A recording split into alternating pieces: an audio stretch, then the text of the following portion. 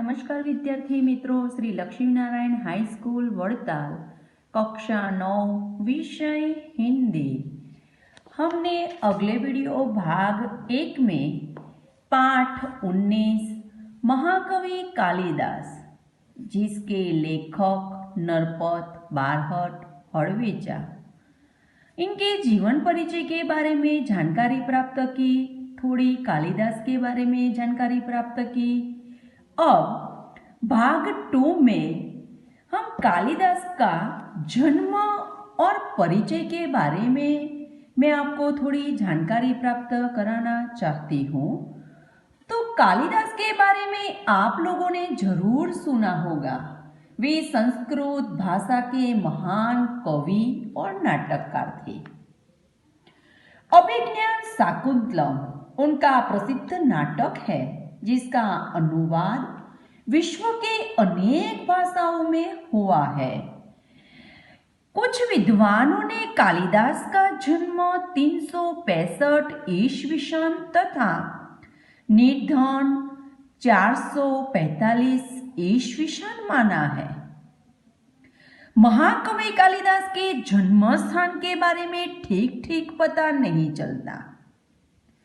कुछ विद्वानों ने उनका जन्म स्थान उज्जैनी, वर्तमान उज्जैन माना है, जो सही लगता है। सही क्यों लगता है? क्योंकि मेघदूत कालिदास का 5वां ग्रंथ है और मेघदूत कालिदास की एक प्रसिद्ध रचना, यह एक दूत वाक्य है और स्वयं कवि ने उज्जैनी के विशेष दर्शनीय कहा है और लंबा रास्ता पड़ने पर भी उधर से जाने के लिए बादलों से अनुरोध किया है। मैं मेघदूत, उसका जन्म स्थान का पता लगाने के लिए मेघदूत ग्रंथ की थोड़ी विशेष जानकारी प्राप्त कराती हूँ कि मेघदूत कालिदास का 5वां ग्रंथ है। यह भी एक खंड काव्य है और इसके शुरू में कालिदास ने बादलों को दूत बनाकर कुबेर की नगरी अलकापुरी तक का मार्ग बताया है।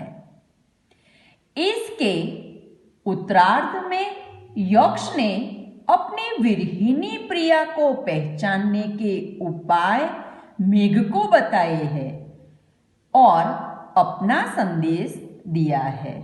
इस काव्य में वर्षा काल और विरह का वर्णन खूब निखरा है और मेघदूत कालिदास की एक प्रसिद्ध रचना, यह एक दूत वाक्य मानी गई।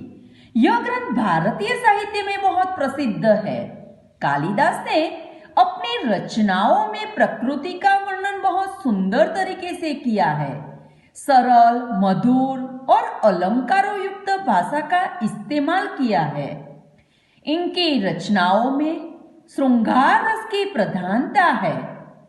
कालिदास के समकालीन कवि बाण भट्ट ने उनकी रचनाओं की प्रशंसा की थी और इसी से हमें यही मेघदूत ग्रंथ से उसकी जन्म स्थान का थोड़ा थोड़ा पता चलता है। उज्जैनी में उन दिनों में राजा विक्रमादित्य का राज्य था। यहाँ की प्रजा सब प्रकार से सुखी थी। साहित्य और कला की उत्कर्ष उन्नति चरम सीमा पर पहुंची थी, बहुत आगे पहुंची थी। राजा विक्रमादित्य ने अपने नाम से ही विक्रम संवत चलाया था। मैं आपको विक्रम संवत के बारे में थोड़ी जानकारी प्राप्त कराती हूँ कि हम देखते हैं कि विक्रम संवत क्या है।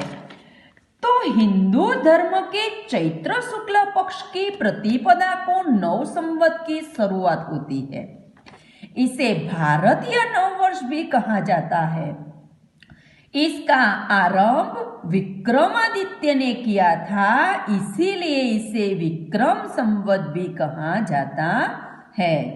अंग्रेजी कैलेंडरों में से ये 78 वर्ष पीछे है अभी 2020 चल रही है, इसीलिए 78 यानी कि 1942 इस प्रकार होगा और 1942 तक से 2020 तक विक्रम संवत चल रहा है। और अभी जो आगे विक्रम संवत चलेगा वह 2020 से 57 वर्ष तक चलेगा, यानी कि 2077 तक विक्रम संवत चल रहा है। तो हम विक्रम संवत के बारे में जाने।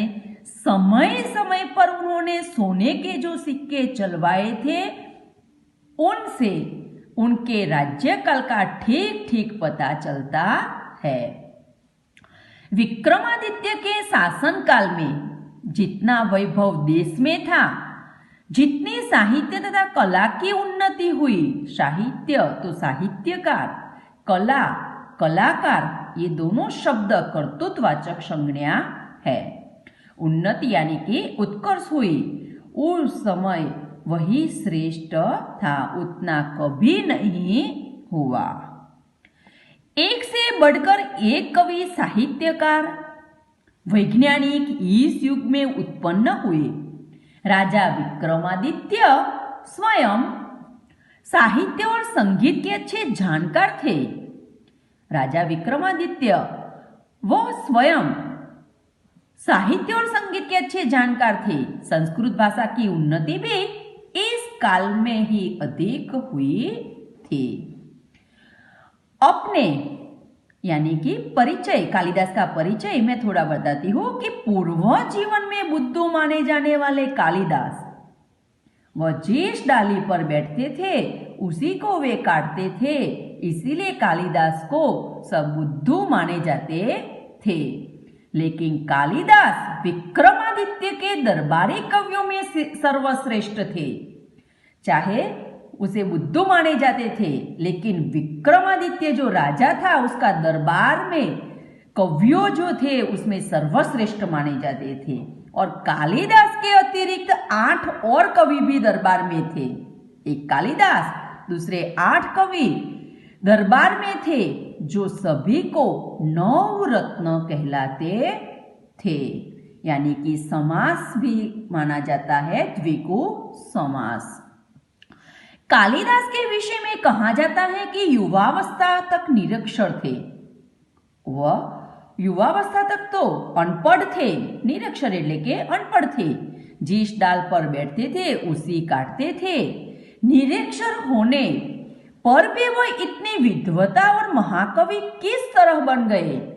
यानी कि वह युवावस्था तक अनपढ़ थे, लेकिन एकाएक वो विद्वान और महान कवि किस तरह बन गए?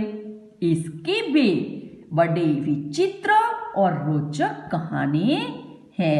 यानी कि विचित्र कि हमने कभी भी ऐसी कहानी सुनी नहीं होगी। रोचक यानी कि दिलचस्पी, यानी कि हम अभी यही कहानी को आगे देखेंगे कि अब क्या हुआ, उसे कहते हैं दिलचस्प। तो हम आगे विद्योत्तमा और महाकवि कालिदास के विवाह के बारे में, वह अनपढ़ से कब कवि बने, इसकी विचित्र और रोचक कहानी हम अगले भाग 3 वीडियो में देखेंगे।